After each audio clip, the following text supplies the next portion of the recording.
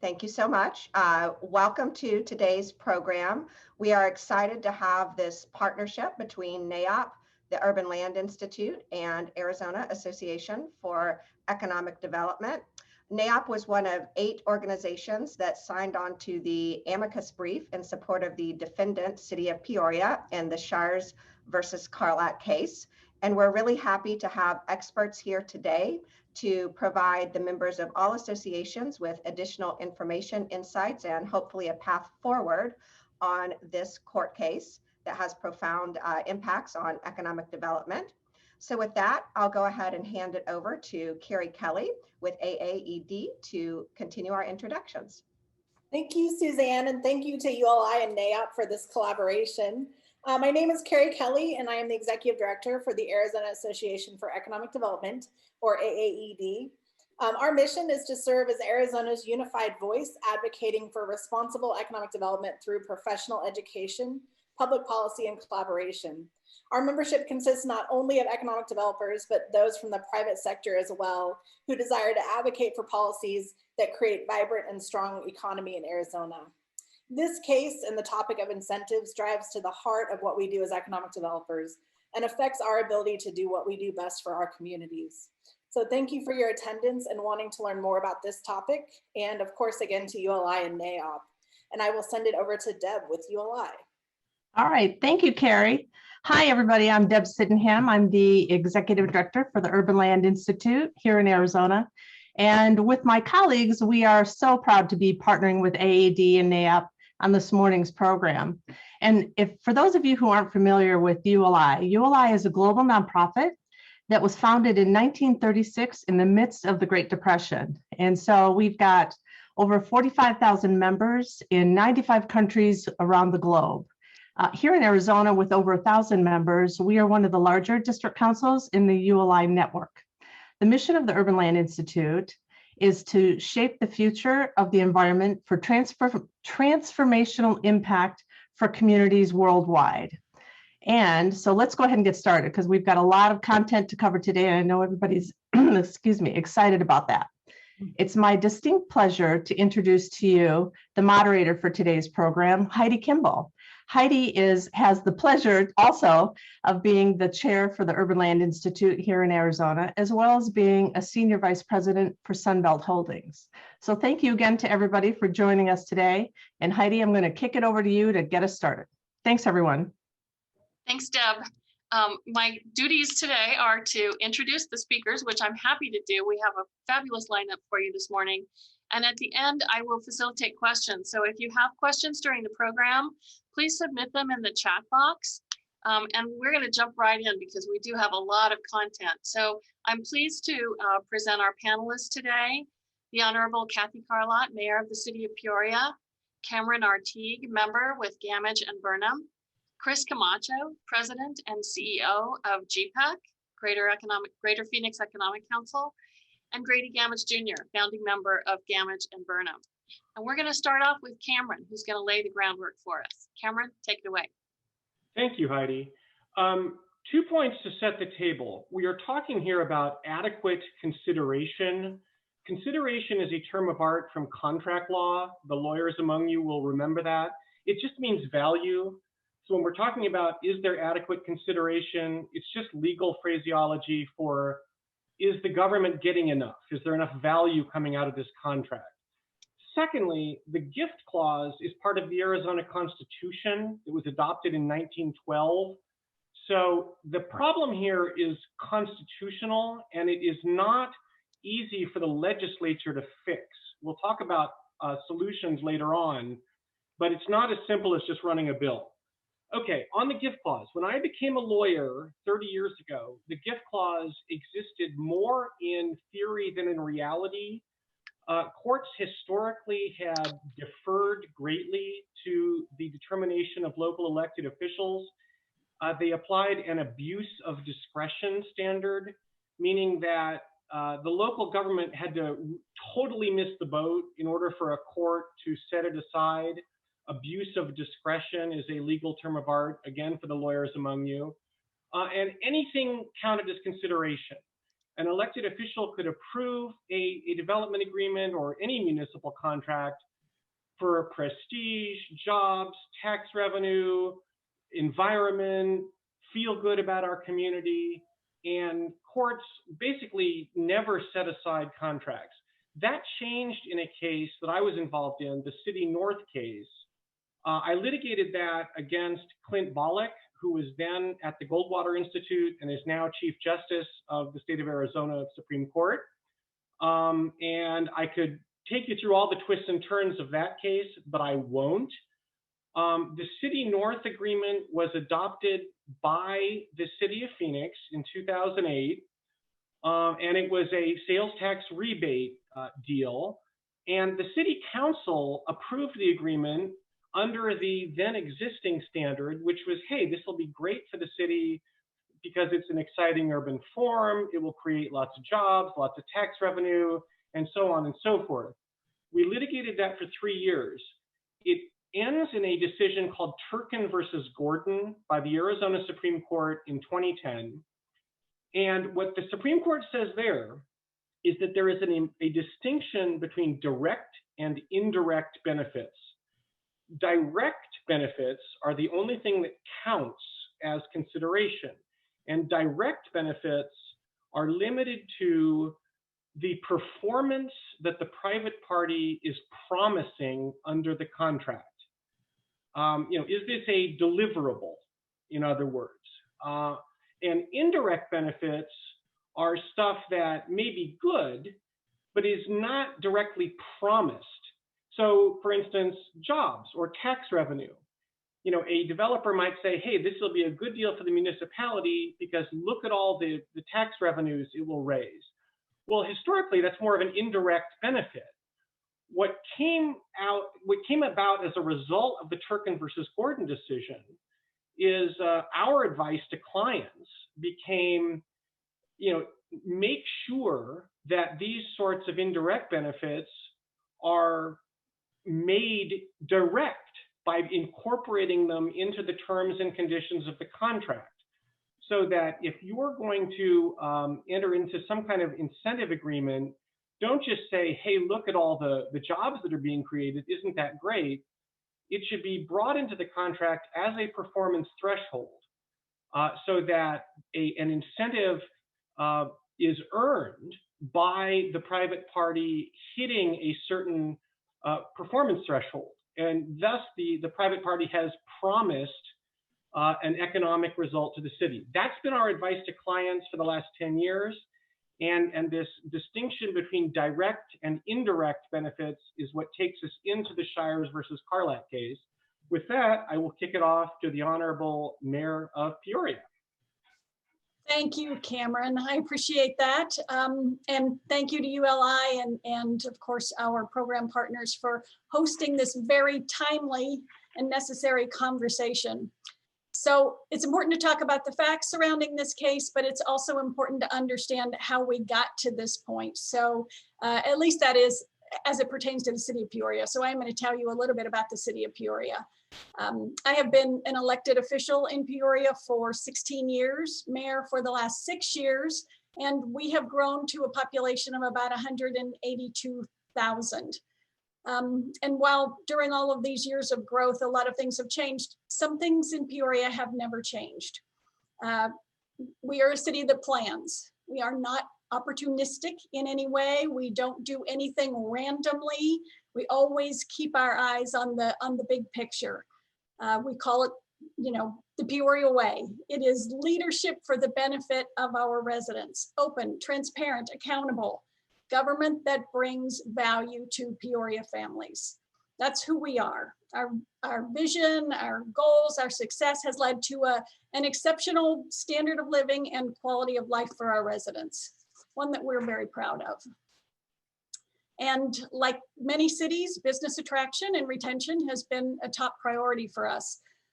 So we made strategic decisions along the way to plan our future rather than just leaving it to chance. So to that end, we created an economic development implementation strategy. And this EDIS was specifically written to build on the strengths of our workforce and it outlined targeted industries and sectors such as healthcare and technology.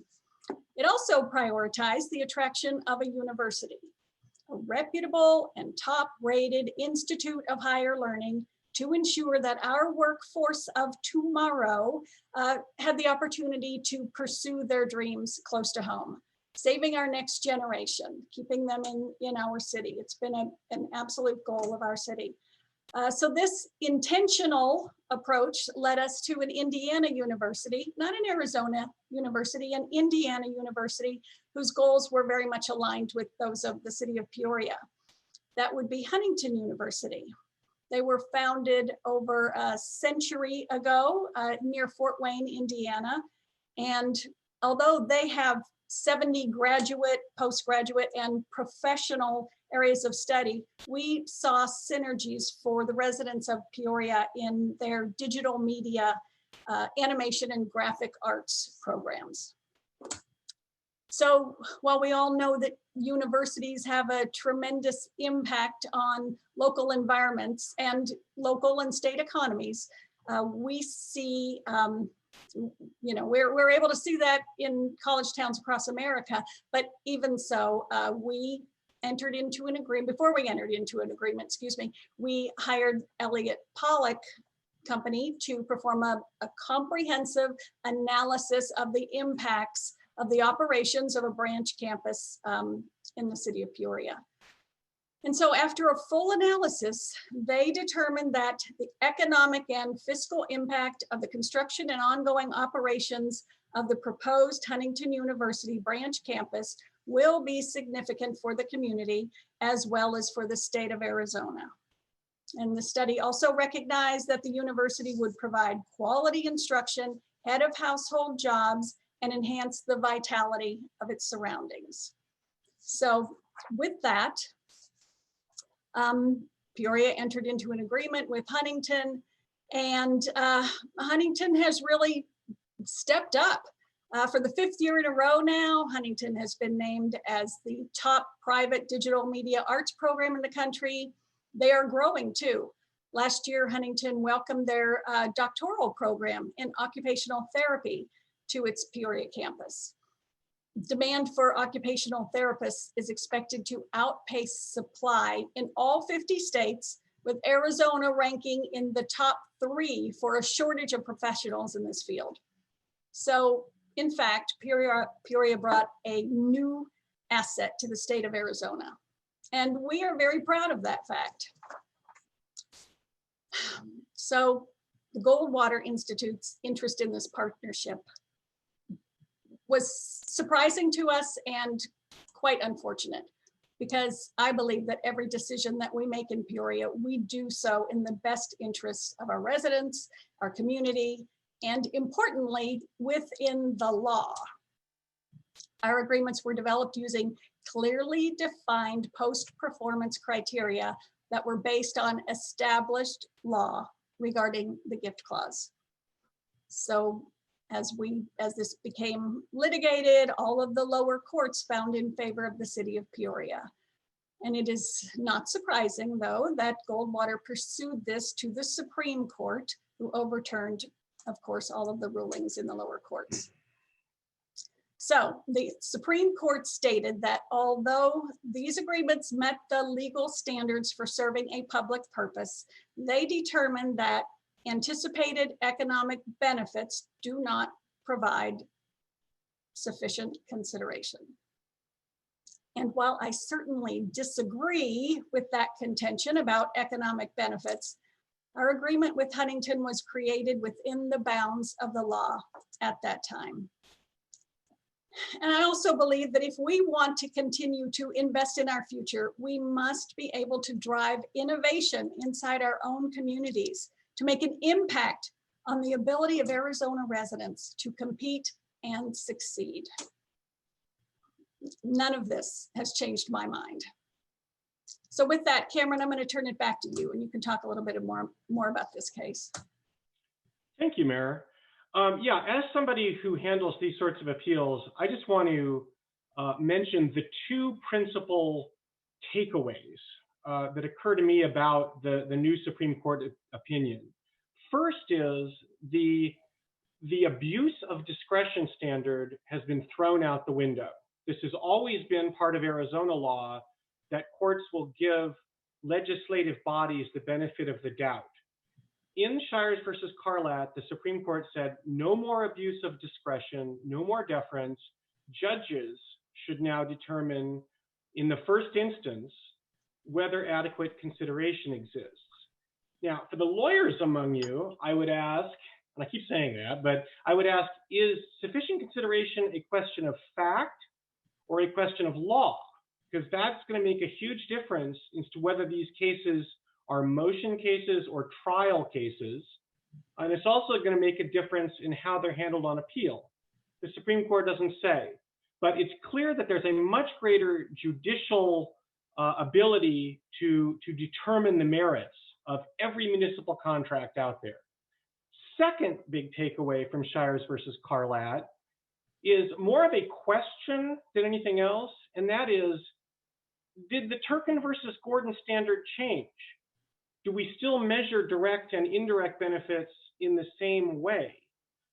There is language that goes both ways in the opinion. There's sentences in the opinion that imply that the result might have been different if the contract had been structured differently.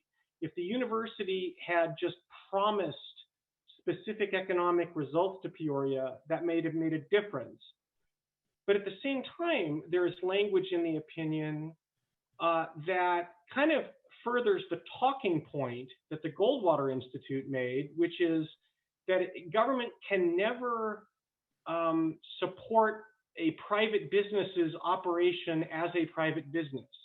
And this is the hamburger stand example, that if you give money to a hamburger stand, and by extension, any private business to operate itself, that can never ever count as consideration under the gift clause.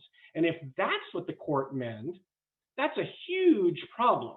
And it's a big change from Turkin versus Gordon. And that is the sort of ambiguity we have to wrestle with here, is do we have a drafting problem, or do we actually have a change in the law here that disables government from ever giving money to a private business to do things like, create jobs and hire employees? And Grady will talk more about that, and Chris Camacho. And with that, I will hand it off to you, Chris. Thanks, Cameron. So first of all, I couldn't agree more with what you just characterized as extraordinarily ambiguous. If leaders in our state, in our judicial position in our state, is to view incentivizing a hamburger stand as economic development, we have a major problem.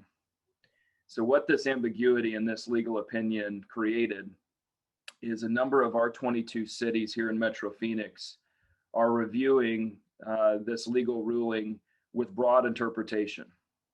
On one hand, we have those that are saying, as long as there's an enforceable promise, as you referenced, Cameron, in a performance-based model where you can clearly demonstrate the economic development value, it's business as usual. We have others on the other side of the token, or other side of the hand here, that are stating, because of fear of litigation, they're going to pull back their focus of use of economic development, even for basic infrastructure. So that unevenness is going to create hardship, I believe, amongst cities. And in our world, where we're living in the real world of dealing with companies that have options, companies are considering Arizona, considering Texas, considering Utah, I'd even say other competitive states. And if we're going to have cities now unable to compete for these projects, we're putting ourselves in a very challenging position to grow jobs and invest in the key infrastructure in our future commerce corridors that we all know we need. So I believe, first and foremost, the unevenness of the interpretation is problem number one. The definition around how we're viewing public purpose as well as direct revenue in this case, and whether or not we're able to, as cities, provide economic development program support, a la incentives, to companies whereas every other state, every other 49 states utilize these economic development programs. It's black and white. So why I hear the mayor's passion, and I don't believe there's any mayors like Metro Phoenix mayors as passionate as they are about their own respective communities. Mayor Carlott's a great example of that. And within the confines of the law after the Turkin decision, as we work with hundreds of these development agreements, the intent naturally is to conform with current law. And so, you know, as I look at this on the economic development front, the ambiguity around direct benefit, I'll go back to that. When we compete with Texas or Colorado or Utah, just as a prime example, set of prime examples, they're utilizing direct revenue impacts of a project, and they use a constitutional but-for clause to utilize economic development incentives. So being that if you do not have the but-for use, they're not going to utilize the economic development program. So but for the need of those, whether it's infrastructure offsets, job creation offsets, job training benefits, when it gets down to what's called a total cost of operations, in an attempt to reduce their overall operating footprint cost, that's what we deal with on a regular basis. So creating further ambiguity around the use of any tools is going certainly to affect our competitive position. And I think what I'm troubled by with just this legal opinion, which leaves a significant amount of ambiguity, is we don't have a lot of time to wait for not only the decisions to be made on the projects, but the ability, which this case decision allowed for us, to go back in arrears on decisions that have already been made. So when we're trying to compete for, I'm looking at Lucid Motors here, just because I see Mayor McFarland and Casa Grande. Imagine if every deal that we've consummated over the last several years are now reopened for evaluation. I don't know what kind of precedent that sets, but it's a very scary one for our world where we're trying to create economic development and jobs for our citizens. So again, this particular ruling, certainly understand the enforceable promise component of a development agreement in a performance-based setting, and clearly demonstrating economic development value. But I do believe there's incongruent interpretation phrases in here that lead to concern on our end. So we're going to continue to work with our cities closely on how best to airtight these development agreements in the future, have third-party direct fiscal impact reviews conducted, and then work to maintain our competitive position as we move forward. So those are the couple items that concern me initially, and we'll continue to work with our cities and our state partners to continue to compete. So with that, Cameron, I'll kick it back to you. Oh, sorry. I think I'm going to Grady. Sorry about that. I think Grady's up next. Sorry, Grady. Let me make a few observations and then some big picture points about kind of where we may be able to go from here. First of all, for those of you who deal with these issues, don't forget that we have a statute that governs this as well, which largely codifies the sort of but-for analysis that Chris is talking about other states doing. So we have, in terms of a statutory structure, a fairly comparable scheme to other states. Where we are vastly different is a result of the litigation and the agenda that the Goldwater Institute began more than a decade ago. And what's interesting here is I sometimes talk about different shades of red for different states that are known as red states. Texas red is a pro-business red. Utah's red is a pro-business red. Arizona's red is a libertarian red. And that's much of what is happening here is an effort to carry out a long-term libertarian agenda, trying to minimize the role of government in general. And that's something that Justice Bullock started writing about, suggesting that this was a place for, from a conservative perspective, an activist judiciary to begin to intervene in government activity. And the use of the gift clause to do that in the way it is being interpreted by Arizona's courts is unique among American states. Not all states have a gift clause, but even those who do view it differently than we do. And I think our jurisprudence here has gone seriously off the rails. I think the gift clause was intended to prevent corruption. It was intended to prevent corporate largesse because your buddy or your brother-in-law happened to own the railroad. It was intended to prevent depletion of the public treasury for inappropriate reasons. But as you listen to Mayor Carlat, I think you can realize that she was not interested in making a gift to Huntington University. That's not what this was about.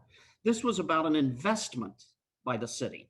And it was a consciously considered investment. It was an investment in trying to diversify the economy, in trying to make Peoria a more interesting and vital place, in trying to create something beyond a bedroom suburb.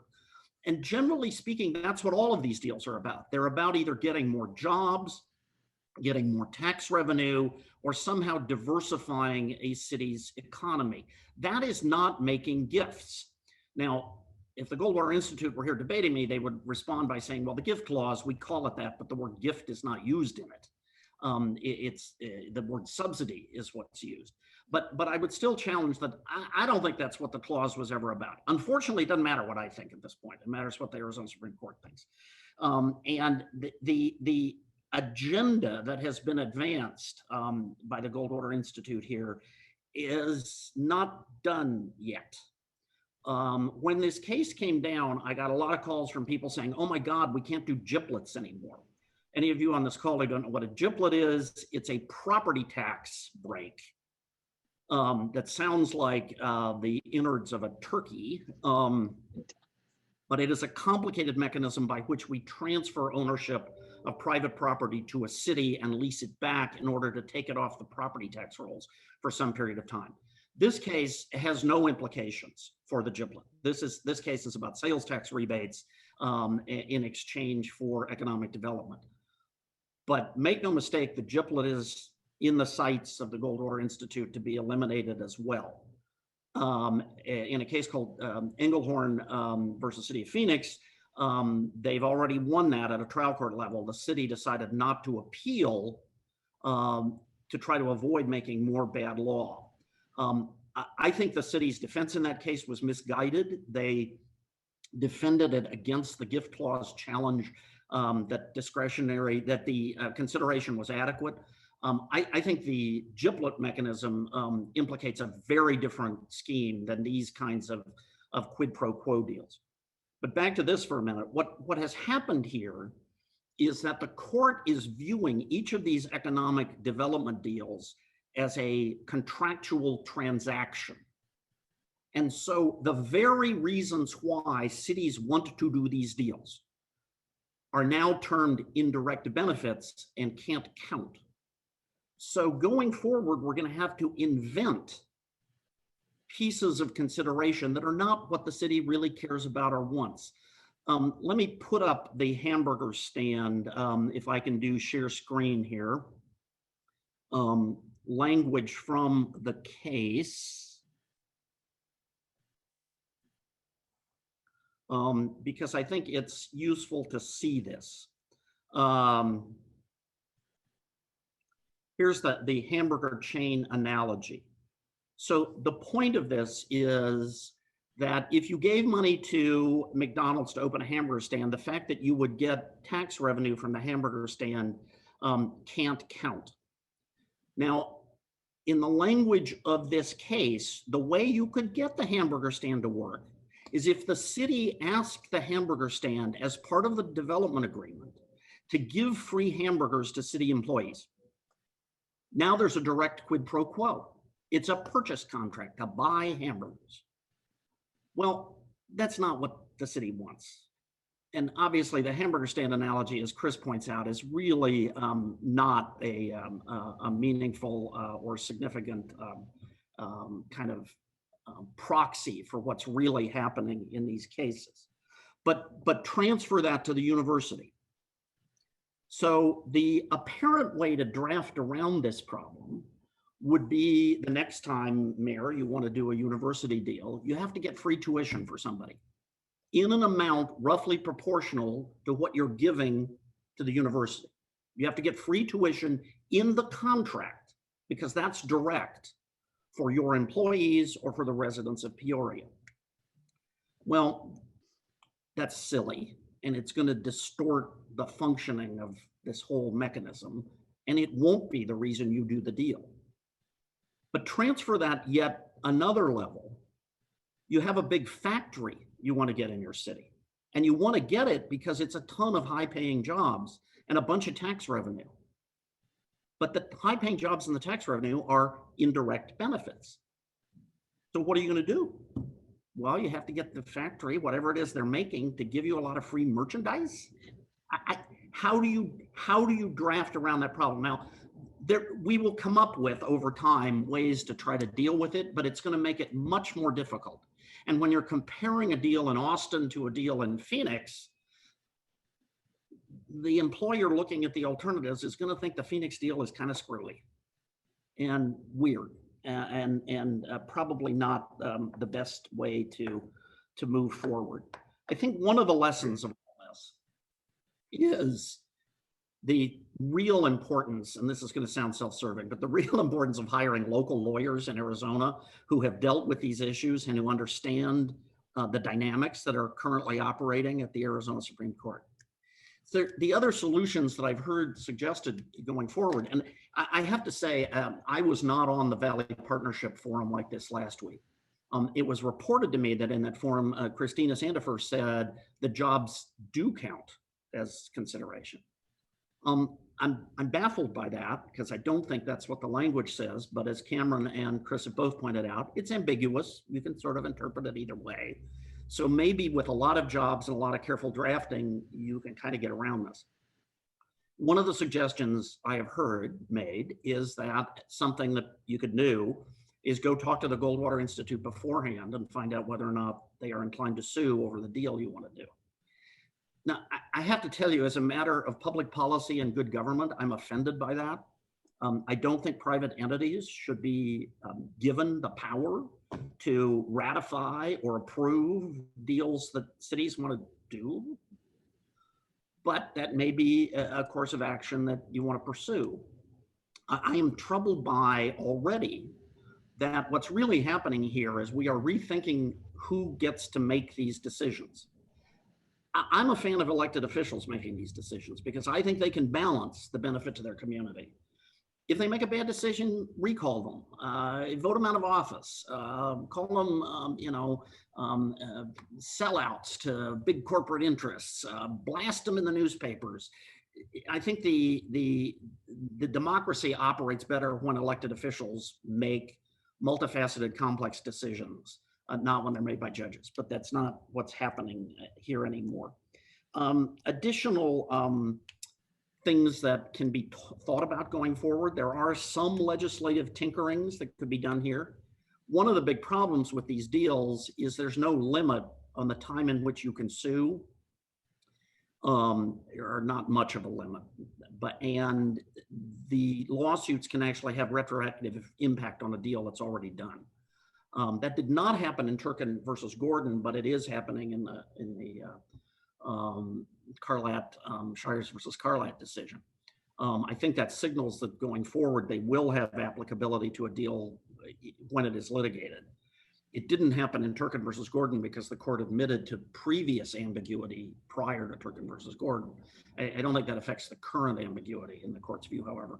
But the legislature could put a time limit within which these deals need to be challenged so that at least people doing the deals would know at what point you reach kind of a safe harbor position.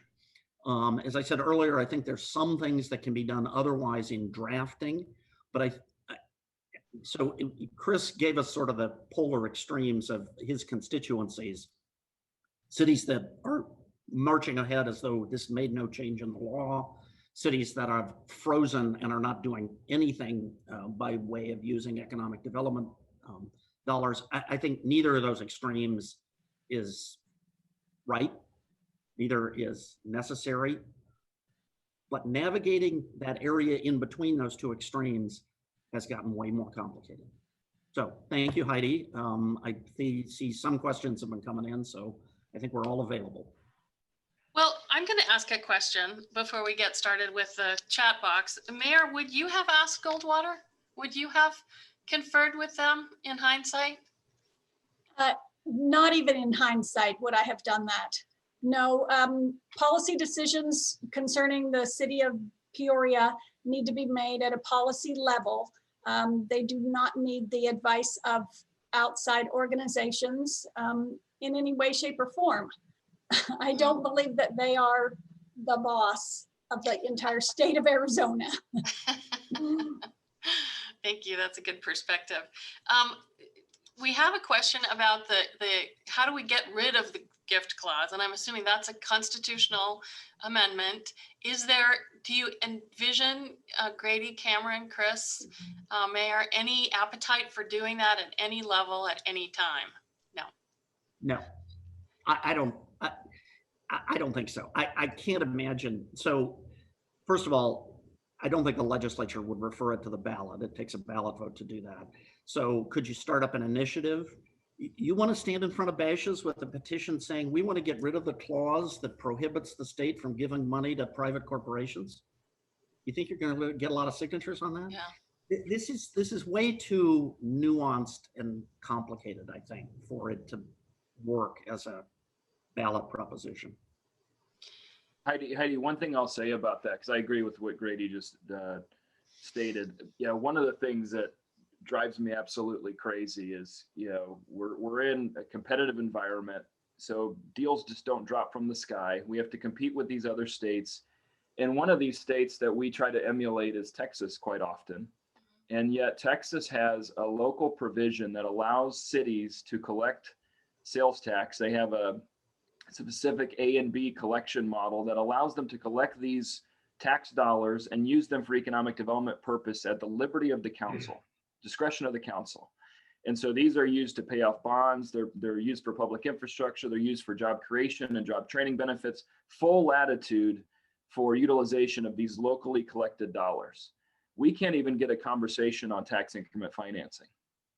And yet that is the dilemma that we're in, is from a policymaking standpoint, for whatever reason, there are leaders in our state that would rather strip the tools of cities than give the cities tools to build their own type of community they want. And to me, until we address that and have that come to a head about giving cities the ability to direct their own policy agenda, we're going to keep running into playing defense constantly, as opposed to what I'm seeing in these other states is very aggressive state, regional, and city level coordination. So this kind of gets into the weeds, but what other kinds of reimbursements or incentives can cities consider that wouldn't cause this gift clause issue to arise? Like, what about reimbursement of impact fees or expedited plan review, or some of the things that cities typically do anyway? Impact fees are a little bit different because there's an infrastructure financing plan that you have to work through in order to get impact fee credits. But is that waiving fees, period? Does that fly in the face of the gift clause, or is it any incentive, period? Grady, let me take this one, Heidi. There is a case from about 20 years ago where the Goldwater Institute was challenging one of the school tuition tax credits. And the Supreme Court held that tax credits cannot violate the gift clause because foregoing revenue is not this, you're not spending anything. That declining to collect revenue cannot be a gift because the money is flowing in the opposite direction. So there's a pretty good argument that a municipality can decline, can give tax breaks, and if you never collect the revenue in the first place, you steer clear of the gift clause. Whereas collecting the money and then paying it out is a problem. Yeah, so I mean, I agree with Cameron. I think in general, that's a much safer area to be in. I have no doubt it'll get challenged again at some point. The other sort of relatively easy safe harbor here is infrastructure, is to make whatever reimbursement is happening be around infrastructure that is actually owned by the municipality. Now, you can't always do this because a site may already have all the infrastructure it needs, or you may have already agreed to some kind of infrastructure sharing arrangement. But I think when tax revenue to a city is specifically allocated in a development agreement to reimburse infrastructure installed by a private party, but the infrastructure at the end of the day winds up being owned by the city, that's probably a pretty safe deal. So those are the ones that are the most likely to be able to move forward. So would that be like a sales tax rebate or an impact fee reimbursement? Can either one of those sort of fit under that category, Grady? Yes, I think so. And to clear something up, was the Turkin v. Gordon case, was that related to a GIPLET, or no? It was investment in a parking garage, correct? It was sales tax rebate. Yeah. Okay. For a parking structure that was being built because a lot of new retail sales tax would be generated by the project. It was not a GIPLET. So digging a little bit further into the infrastructure, is it infrastructure that is regional in nature, that is above what's minimally required by code or ordinance? So I would assume that it's public regional infrastructure and not like a 12-inch water line that serves a project, a parcel. I mean, you have to sort of qualify the infrastructure that is sufficient for sales tax rebate. Correct? I'm not sure I'd say that. I think I don't think anybody has really delved into the infrastructure implications of sales tax rebates or economic development deals. Let me give you, Heidi, an even more specific example than your 12-inch water line. Suppose you have a major employer who wants incentives, and you, the city, want to give them incentives, $10 million. Could the incentives be used to build and pave a parking lot for that employer if the parking lot is then owned by the city? My guess is that would get challenged. I'm not exactly sure where it comes out. The city is winding up owning something. You know, let's presume somehow the numbers work out there. Is that gonna fly? I don't know. Interesting. I think the need to build major regional infrastructure, particularly if it is oversized significantly beyond what this project needs, so it's going to serve other projects, that's pretty simple to justify, I think. Yeah. So I'm going to not pronounce this correctly, but Manuel Gomez is way smarter than I am. He's asking, does this ruling go against the principle of subsidiarity, whatever that is? I'm guessing that's a legal principle. Manuel, you might want to come off mute and clarify that, if he's still with us. Okay, nobody knows what that is, so sorry. No, Heidi, let me capitalize on something Grady just said, and this will sound kind of ridiculous, but I think it's useful, that the more complicated deals are, the less challengeable they are. And here's why. I mean, if you pay $20,000 for a $10,000 car, everybody can say, well, you're overpaying. But if the local government is giving an incentive and the consideration coming back consists of an oversized water line and a promise to create 125 jobs and 15% off, of whatever good or service is being sold. Well, how do you value this kind of apples and oranges thing? And that's why this is more appropriately weighed by elected officials and not by judges. But if you can sort of mix and match the consideration, it's a less attractive target. So Go ahead, Grady. just to that point for a minute, I am puzzled that the Supreme Court here let stand the traditional deference or presumption of validity are terms we use on the question of whether what's being done is a public purpose. They said Peoria's decision here met the public purpose prong of the Westover test, and that they would defer to city council. But then they said, but as to adequacy of consideration, that from now on, that's going to be up to judges. They don't have to defer to the city council. Well, the point Cameron just made is consideration is inherently complex, and you're balancing things and you're trying to decide, well, do I give this in order to get this? And then I do give this other thing in order to get something else. There's lots of factors that go into the adequacy of consideration. And somehow we're not going to defer to elected officials any longer on making that determination. That's really puzzling to me, that was the one they decided is now the province of judicial decision-making, not legislative decision-making. Another question related, I think this might go back a little bit to the Turkin v. Gordon case, but Jeff Roberts asked if the parking garage is free to the public and related to the retail, but provides obviously public parking. Does it fly to reimburse sales tax attributable to the cost of the garage?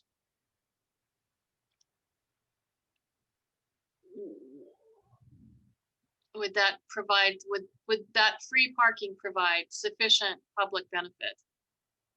Direct benefit, undoubtedly, right? So going back to Turkin, the answer there was no.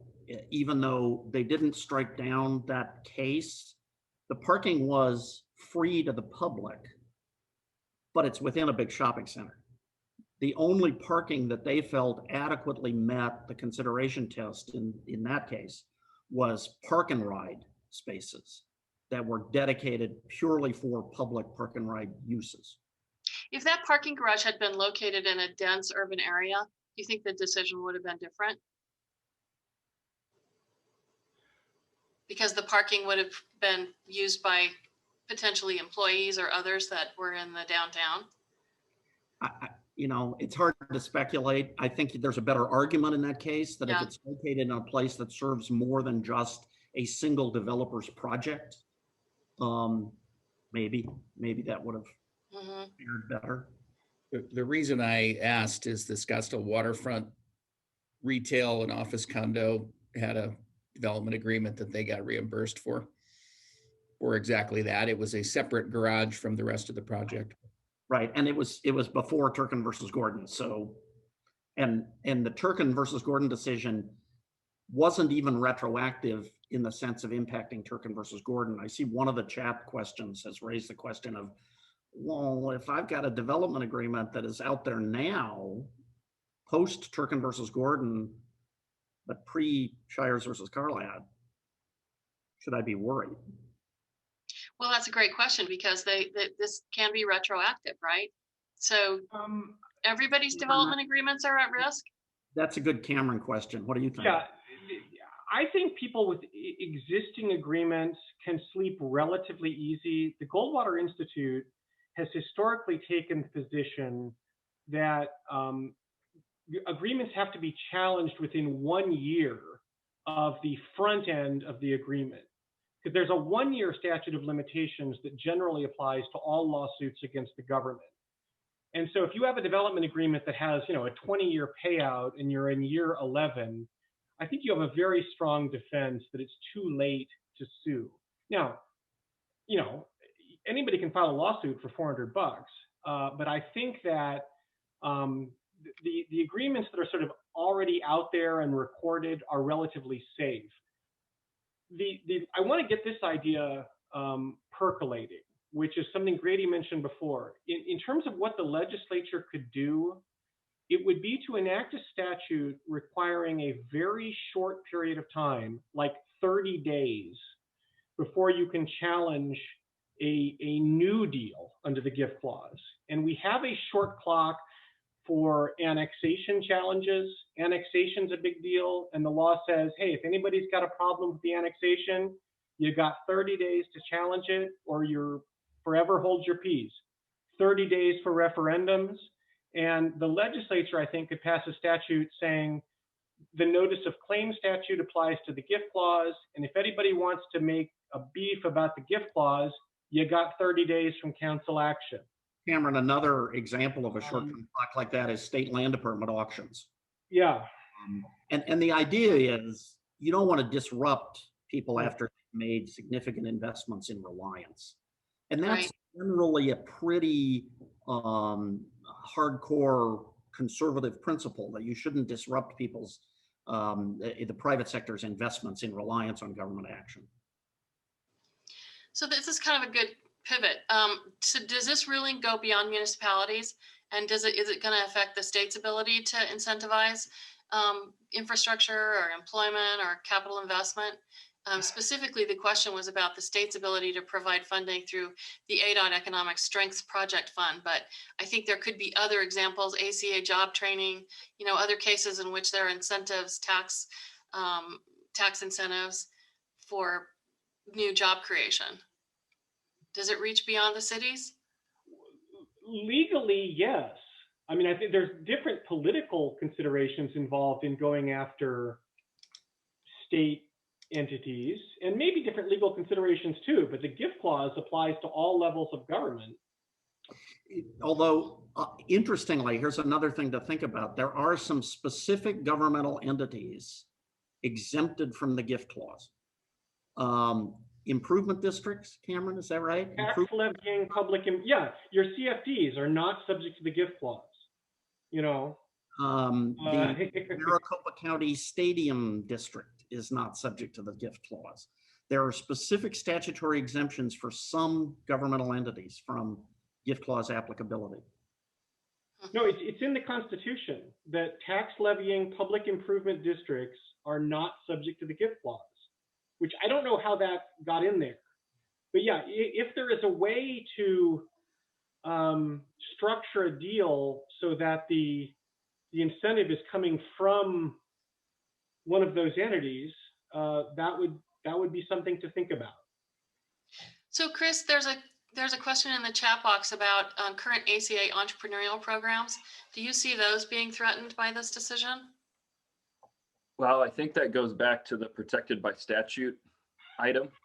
I think Keith's on here as well from ACA, and I won't speak for them, but I know that they've been reviewing this legal ruling to see if it does have impact. I don't believe they think it will have impact on the programming elements of what they administer. At least we hope not, because those are important programs for all of us to grow and retain companies in the region, in the state for that matter. I think one thing I go back to like the intent, as we've gone through and structured development agreements and use this kind of approach of proportionality as it relates to the direct tax revenue generated by a project. And traditionally we're working with like tradable sector enterprises, meaning these companies could go anywhere in the Mountain West, generally speaking. And the proportionality argument is ensuring that we never exceed the direct revenue impact of the project against the value of the incentive it provides. And so we've never gone above and beyond that, to my knowledge, and hence why we haven't, I think, been challenged on those projects. Now, with that said, we were looking at something about a year and a half ago, based upon what Utah has advanced called the ED TIF, and it's not tax increment financing like we all know it by our definition. However, what they do is they provide by statute, so it's protected by statute, up to a 30%, essentially a reimbursable amount against the net tax revenue created by a project. So imagine that if we had that kind of protected by statute, legal position whereby a city could allocate a certain percentage of their direct taxes collected in a performance-based agreement. We began to talk about this it's probably maybe 2 years ago, year and a half, 2 years ago. And in talking with a couple legislators, to the point earlier that Grady made, there is such a libertarianism mindset at the Capitol that it was almost, we were instructed that would be a non-starter process. So instead we use tax credits and we use all these other approaches, which again, I applaud ACA and others on getting, I think, pretty thoughtful programs in place. However, the states around us, notably Texas, Colorado, Utah, that we compete with, are constantly ensuring that their programs are useful and trying to make them, to the point made earlier, the more complex we make our agreements, the less attractive they are for companies, particularly tradable sector companies. So they need to be clean, they need to be direct, understandable, and measurable. And that's what we were trying to push towards. And so I feel like we're kind of back into this mix again. And my final point would be, one of the city attorneys gave me this reaction when I said, where do you fall across this continuum of your interpretation? And they said, well, I guess we'll just have to wait till the next project's litigated, and that'll provide more clarity. And then we'll wait for the next one to add more clarity on public purpose. So I feel like we're going to be in this, unfortunately, for a longer period of time. And Chris, to your point, which I completely appreciate, this vagueness that has been left for all of us to wonder about could be a stepping stone. And from a legal standpoint, Cameron or Grady, can you speculate at all what the next step might be and how these stepping stones might progress? Well, go ahead. I was going to say giblet, Grady. Yeah, I mean, I think there is going to be another challenge to the giblet, and it's one of the few remaining tools, and it is at risk, particularly if you try to defend it under this analysis. It's not going to survive. Now, I don't think this analysis should apply to the giblet. The giblet has to do with a differential property tax rate enacted by the legislature in a statute that applies under limited circumstances.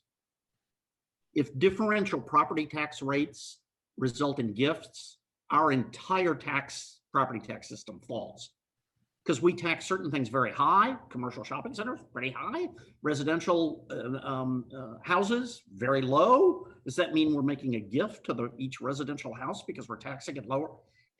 You can't have a differential property tax scheme if that's the implication of it. So I think that's allowing that analysis to be applied to the giblet, you lose the case. You lose the case right then.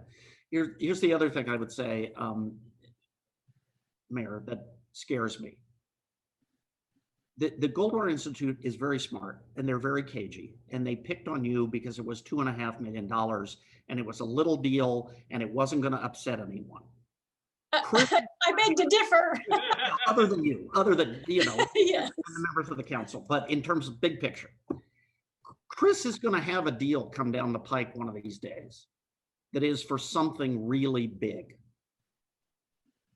A major employer with hundreds of high-paying jobs that is courted by another state and by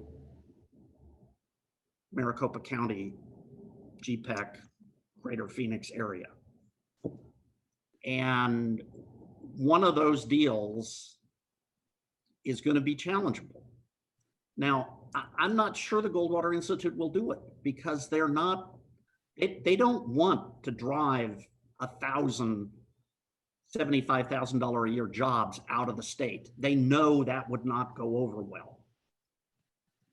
But there's going to be a deal like that under this analysis is going to be very hard to justify. And whether or not the employer at the end of the day will take the risk, because what happens here is you get lawyers, you document the deal, and then at the end of the day, the lawyers are going to have to write a letter to this major employer saying, we can't give you any assurance that this will be sustained if a challenge is filed. Do they do the deal or do they go to Texas? Also, great, I'd say the retroactivity aspect is one of the more concerning aspects. Yeah. The ability that you could go back in time. I believe, Mayor, this started in 2015, I think. Yes. So, any one of these deals that, gets high visibility, there's a handful of them out there right now. We want to make sure, obviously, you mentioned the term risk. I don't think I've seen in all my years doing this, the focus of risk now is paramount to their decision making.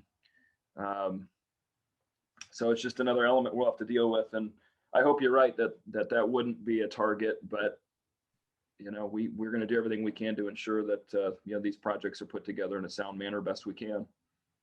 So we're at time, but I want to end on a high note. Can you give us a glimmer of hope, anybody? Some advice? Yeah, what I would say is that this is the second real estate oriented incentive agreement to be litigated in 10 years. And in that, so it's a minuscule proportion of these deals that actually wind up in court and getting litigated the hard way for years and years. So there is, to use a topical phrase, there is a sort of herd immunity here. There is safety in the pack.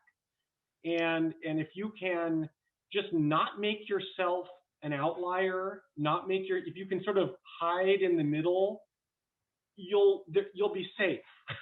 So just don't make yourself the most attractive target. And which again requires, careful thinking about how you structure it and so forth. So camouflage is the name of the game. Yeah. Mayor, do you have any advice for other cities? I don't know if I have any advice, but I certainly have hope. The city of Peoria is going to continue to move forward doing what we believe is in the best interest of our city, the best interest of our citizens, and the best interest of the finest future that Peoria can deliver. And we will find ways to do that because that is our one and only goal. It's our only reason for existing. We will continue. Thank you. Great. This has been a great discussion, everyone. Thanks so much for your participation and your attendance. And I failed to thank our sponsor, which is Sunbelt. So thank you, Sunbelt. Bye, everyone. Have a great afternoon. Thank you. Bye. Bye.